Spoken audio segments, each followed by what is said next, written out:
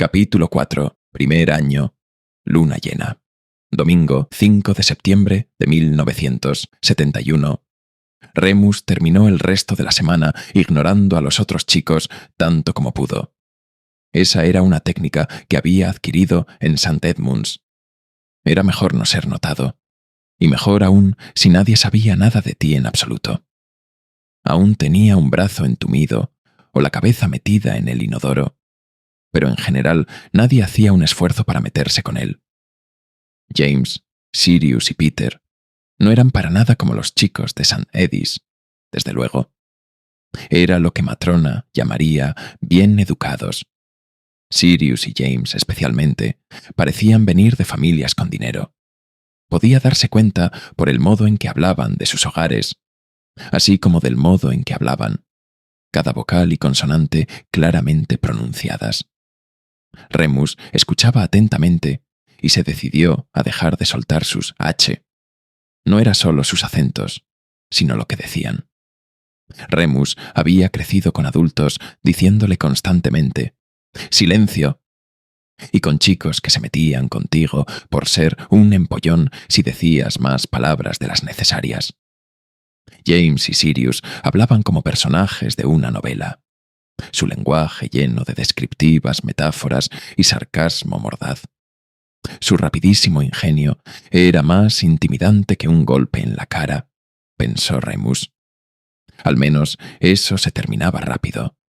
Hasta ahora había evitado a los otros yendo a pasear alrededor del castillo. En St. Edmunds había tenido muy poca libertad personal y se la pasaba mucho de su tiempo encerrado en habitaciones. En Hogwarts parecía no haber lugar a donde no pudieras ir. Y Remus estaba determinado en investigar cada centímetro del extraño paisaje. Les habían proporcionado mapas para ayudarles a encontrar sus salones de clase. Pero Remus consideró el suyo carente y demasiado simplificado. No listaba, por ejemplo, un pasaje secreto que encontró que llevaba de las mazmorras a los baños de chicas del primer piso. No tenía idea de por qué diablos alguien necesitaría moverse entre ambos, y la primera vez que lo usó fue abordado por un fantasma particularmente irritante que le echó chorros con un jabón de mano. También hubiese sido útil, razonó Remus, animar el mapa del mismo modo que lo estaban los retratos. Entonces al menos podrías seguir la pista de las ridículas escaleras movibles. Estaba seguro de que una de las habitaciones se movía también. Nunca parecía estar en el mismo lugar que digamos.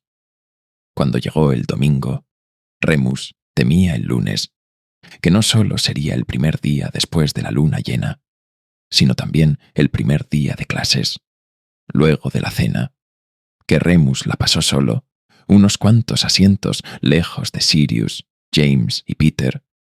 Se dirigió rápidamente camino hacia la oficina de McGonagall. Ella lo estaba esperando, junto con la enfermera de la escuela, a quien ya había sido presentado. Era una mujer con pinta agradable y amable, aunque algo quisquillosa. «Buenas noches, señor Lupin». McGonagall sonrió. «Gracias por ser tan puntual. Vamos». Para sorpresa de Remus, las dos mujeres lo guiaron no a las mazmorras, como pensó que harían, sino fuera del castillo, hacia un árbol muy torcido. El sauce boxeador era una adición reciente a los terrenos. Dumbledore había explicado en su discurso al inicio del año que había sido donado por un expupilo. Remus pensó que quien sea que lo donó realmente debió odiar la escuela, porque el árbol no era solo terrorífico en aspecto, sino irracionalmente violento. Mientras se acercaron, la profesora McGonagall hizo algo tan increíble que Remus casi grita del shock. Pareció que se esfumó, encogiéndose de pronto, hasta que no estaba ahí en absoluto. En su lugar se hallaba un pulcro gato atigrado de ojos amarillos. Madame Pomfrey no dio señal de estar sorprendida, mientras el gato corrió hacia el árbol, que estaba agitando sus ramas como un niño haciendo un berrinche. El gato fue capaz de correr directo al tronco del árbol, escapando de toda herida, y presionó con una pata sobre uno de los nudos de la corteza. El árbol se quedó quieto enseguida. Remus y Madame Pomfrey continuaron su camino, caminando hacia un hueco bajo el árbol, el cual Remus nunca había notado antes. Adentro, McGonagall los esperaba. Una bruja de nuevo. El pasaje estaba débilmente iluminado por antorchas, dando un resplandor verdoso, y bien al final se hallaba una puerta. Esta abría a una pequeña cabaña, que parecía estar abandonada hace mucho tiempo. Las ventanas estaban entabladas y las puertas atornilladas. «Aquí estamos». McGonagall intentó sonar agradable, aunque parecía un lugar muy lúgubre. «Ahora espero que entiendas que no nos podemos quedar contigo. Pero si quisieras que Madame Pomfrey espere afuera hasta que la transformación esté completa». Remus se encogió de hombros. «Estaré bien. ¿Cómo vuelvo en la mañana?» «Me acercaré en cuanto salga el sol», Madame Pomfrey le aseguró. «Te remendaré y te haré irte a tus clases antes de que nadie se dé cuenta de que te fuiste». Sonrió, pero sus ojos se notaban tristes. Ponía a Remus incómodo. Pero a estas alturas estaba llegando a un punto de la noche en que todo lo ponía incómodo. Su cabello le daba comezón. Su piel se sentía muy tensa. Su temperatura se elevaba. «Será mejor que se vayan», dijo rápidamente, retirándose en la vacía habitación. Había un pequeño catre contra una pared con sábanas limpias. Parecía que lo habían puesto ahí para él. Las dos mujeres se fueron, cerrando bajo llave la puerta detrás de él. Escuchó a McGonagall murmurando de nuevo y se preguntó qué clase de hechizos estaría poniendo en la casa. Lo que sea que fueran, era mejor que ese horrible enchapado de plata. Se sentó en la cama por un momento.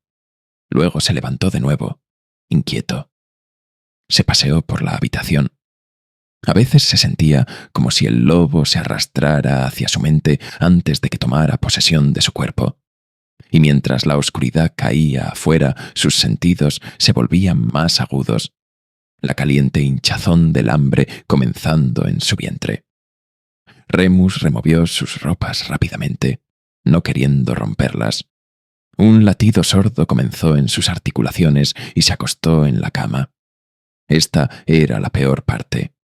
Su latido retumbaba en sus oídos, y podía jurar que escuchaba sus tendones crujir mientras se estiraban, sus huesos y dientes afilándose entre sí mientras se alargaban, su cráneo partiéndose y reformándose. Gimió y siseó hasta que el dolor fue demasiado. Entonces gritó. Solo podía esperar que estuviera lo suficientemente lejos de la escuela como para que nadie pudiera escucharlo. En total, demoró alrededor de 20 minutos, aunque nunca lo cronometró en realidad. Las cosas se volvieron confusas después de eso. No siempre podía recordar lo que pasaba una vez que se convertía en el lobo. Esa primer noche en Hogwarts fue una mancha borrosa, y se despertó con menos heridas de lo usual. Sospechaba que había olfateado el territorio no familiar, poniendo a prueba sus límites. Debió haber intentado lanzarse a sí mismo hacia las puertas o ventanas en algún momento, porque tuvo un mosaico de heridas bajando por su costado izquierdo por días luego de ello. Transformarse de vuelta era igual de desagradable. Un sentimiento aplastante, apretado por todos lados, que lo dejaba sin aliento y adolorido. Se limpió lágrimas de los ojos y se arrastró al catre, agradecido por una tranquila hora de sueño antes de que el sol saliera completamente. Madame Pomfrey regresó, como lo prometió. Hablando en tonos dulces, colocó sus frías manos sobre su febril frente. «No me agrada la pinta que tienes», dijo, mientras él abrió sus soñolientos ojos. «Es una locura. Pensar que puedes empezar un día entero de escuela así. Estás exhausto». Nunca nadie había expresado un nivel así de preocupación por él. y no se lo tomó para bien. La hizo a un lado, jalando sus ropas. «Estoy bien. Quiero ir». Ella le hizo tomar algo antes de dejarlo pararse. Tenía sabor frío y metálico, pero sí que lo hizo sentir mejor después. Se apresuró a la torre de Gryffindor a ponerse su uniforme lo más rápido posible. No quería perderse el desayuno. Se moría de hambre. «¿Dónde estabas?» James lo abordó en cuanto irrumpió en la habitación. Los otros 3 chicos se encontraban ya levantados y vestidos, viéndose inmaculados, a excepción del cabello de James, que siempre se levantaba en la parte de atrás. En ningún lado. Remus se abrió paso para tomar sus cosas. «¿Estás bien?», preguntó Sirius, apartando la mirada del espejo donde estaba alisando su propio cabello. «Eso», agregó James, mirando cuidadosamente a Remus. «Te ves un poco raro». Remus les frunció el ceño. «No molesten. Solo estamos siendo agradables», dijo Peter, las manos en sus caderas. Los 3 miraron a Remus, quien estaba a punto de remover su camisa cuando recordó sus heridas. «¿Qué?», les gruñó. «¿Me van a ver vestir? Ustedes, niños ricos, son un montón de maricones». Se marchó al baño con sus ropas y azotó la puerta. Luego de unos momentos escuchó a Peter quejarse de que tenía hambre y todos se fueron. Para continuar con la historia, haz clic aquí y suscríbete.